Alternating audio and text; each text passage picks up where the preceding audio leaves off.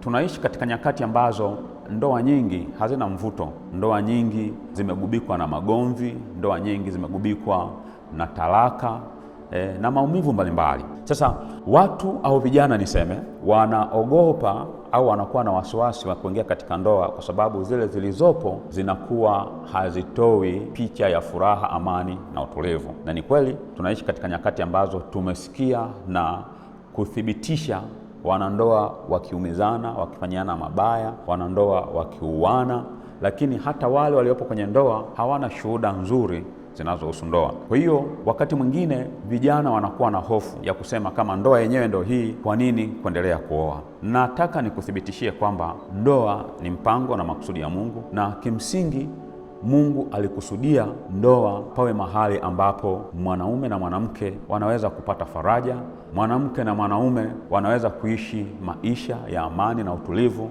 na kutimiza mpango na makusudi ya Mungu. Kimsingi ndoa ni zawadi ambayo Mungu ameitoa kwa mwanadamu ili mwanadamu aweze kujifunza namna ambavyo Mungu anahusiana na wanadamu. Kwa hiyo ndoa ni picha ya mahusiano ya Mungu na mwanadamu katika agano ambalo Mungu anakuwa ameliweka.